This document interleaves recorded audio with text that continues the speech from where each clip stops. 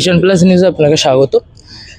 রাজ্যের মুখ্যমন্ত্রী সুপ্রিম কোর্টে গেছে, বাট রাজ্যে ডিএ এর কেস এত পেন্ডিং, তারপরও উনি সুপ্রিম কোর্টে গেছে এসআইআর। দেখুন, মুখ্যমন্ত্রী এই বিধানসভা ভোটের আগে নিজের একটা প্রচার করতে গেছেন। ওখানে উনি দেখাতে গেছেন যে কালো কোট পরে উনি সুপ্রিম কোর্টে যাচ্ছেন। এটা আত্মপ্রচার ছাড়া আর কিছু না। আমরা তো এর আগে, মানে আমাদের জেনারেশন এর আগে উনাকে কখনো হয়তো কেউ দেখেনি যে উনি এইভাবে কালো কোট পরে কোর্টে যাচ্ছেন।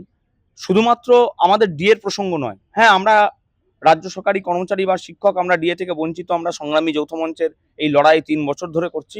আমাদের ডিএর প্রসঙ্গ তো অবশ্যই আছে, কিন্তু তার সঙ্গে সঙ্গে আমাদের অভয়া বলুন, আমাদের অন্যান্য নির্ভয়ারা বলুন, আমাদের ছোট্ট তামান্না বলুন, কোনো ইস্যুতেই কিন্তু উনাকে কোনো প্রতিবাদ করতে দেখা যায়নি। উনাকে অপরাধীদের আড়াল করে গেছেন উনি, প্রমাণ লোপাট হয়েছে উনার চোখের সামনে, এবং উনি বারংবার অপরাধীদের আড়াল করেছেন।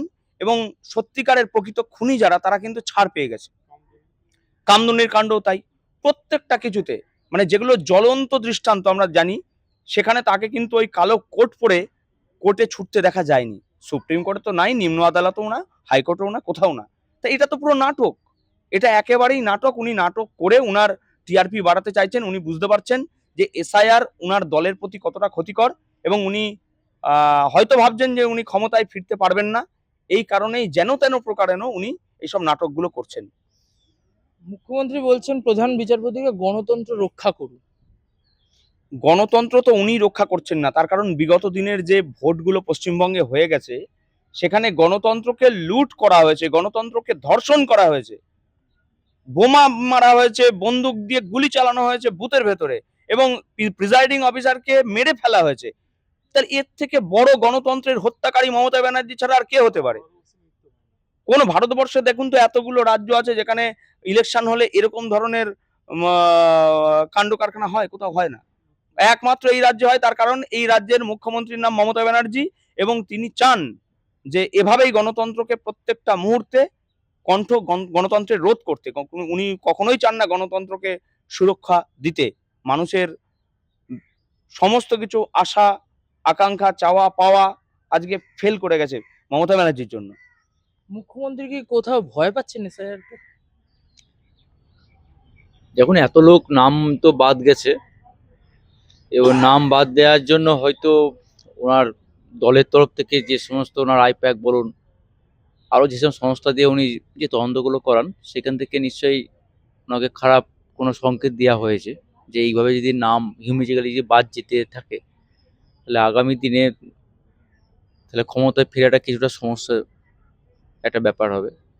তো সেই ব্যাপারটা বুঝেই, এবং অনেক মানে মানুষের মনটাকে জয় করার জন্য তিনি কোর্টে লড়াইটা করছেন।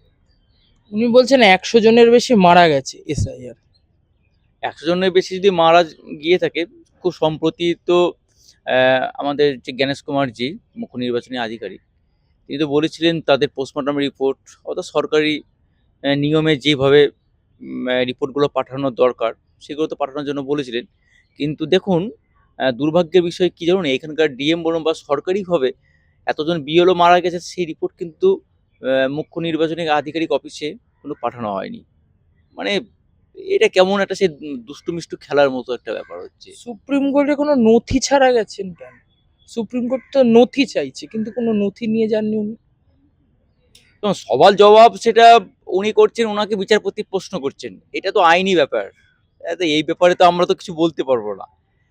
এবং জাজের তো প্রধান কাজ হচ্ছে দুই পক্ষের সওয়ালটাকে শুনে তার একটা ডিসিশনটাকে দেওয়া। তো সেক্ষেত্রে উনি নথি নিয়ে যাননি, বা আরও অন্য কিছু নিয়ে যাওয়া দরকার ছিল, সেগুলো নিয়ে যে যাননি, তাহলে সেটা তো তো ওনার কোর্টের তো এটা ইন্টারনাল একটা ম্যাটার। তো এই ব্যাপারে ধরুন আমরা কিছু বলতে পারবো না। ধরুন দাদা, দাদা 2026 আপনি কি চান? 26-এ আমরা এটাই চাই যে সুষ্ঠু এবং অবাধ নির্বাচন হোক পশ্চিমবঙ্গে, এবং মানুষ যাকে পছন্দ সে তাকেই ভোটটা দিক। আমরা তো সংগ্রামী যৌথ মঞ্চ নির্দিষ্ট কোনো দলের হয়ে প্রচার করব না। তবে হ্যাঁ, আমরা একটা কথা বলতে পারি, ওই নো ভোট টু টিএমসি, মানে তৃণমূলকে ভোট দেবেন না। তৃণমূলকে ভোট দেওয়া মানে এই বাংলাকে আরো কয়েকশো বছর পিছিয়ে দেওয়া। কাজেই আপনার যাকে ভালো লাগে তাকে ভোট দিন, তৃণমূলকে ছাড়া, এটাই আমরা বলবো। এবং অবাধ সুষ্ঠু নির্বাচনের পক্ষে আমরা প্রচার চালাবো। মানুষ নিজের ভোট নিজে দিক, 26-এ বদল হোক, এটা অবশ্যই চাই।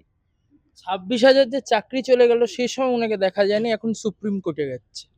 আর 26,000 চাকরি যে তার জন্য চাকরি হারা যারা, তাদের জন্য তো উনি সুপ্রিম কোর্টে যাবেন না। তার কারণ উনার জন্যই তো চাকরিগুলো গেছে। যে চাকরির যে দুর্নীতির মাথাটাকে, সেই চাকরি দুর্নীতি থেকে শুরু করে সমস্ত পশ্চিমবঙ্গে এ যাবৎকাল এই 15 বছরে যে দুর্নীতি হয়েছে, তার মূল মাথা তো মমতা ব্যানার্জি। কাজেই উনি নিজের জন্য বিরুদ্ধে কি করে আর সুপ্রিম কোর্টে যাবেন? নিজের বিরুদ্ধে তো সুপ্রিম কোর্টে যাওয়ার মতন ওনার মানে মুখ তো ঢেকে যাবে অন্য কিছুতে। উনি লজ্জায় যায়নি।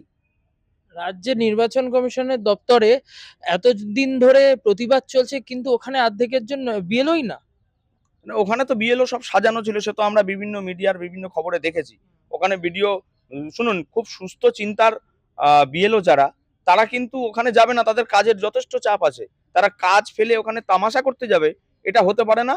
কয়েকজন বিএলওকে ধরে টরে নিয়ে এসেছিল অনুপ্রাণিত বিশেষ বিএলও, যারা বিভিন্ন জায়গায় ভুল ত্রুটি ইচ্ছা করে করছে বলেও খবরে প্রকাশ পাচ্ছে, আমরা জানতে পাচ্ছি। মানে যেভাবেই হোক এসআইআর এর বদনাম করতে হবে। আর ওখানে ম্যাক্সিমামটাই ছিল সাজানো, ওখানে বিএলও ছিল না। ওগুলো মানে বিএলও নামধারী অনুপ্রাণিত বিশেষ অনুপ্রাণিত বাহিনী ছিল। আমার মনে হয় টাকা পয়সা দিয়ে তাদেরকে নিয়ে যাওয়া হয়েছিল। ধন্যবাদ দাদা।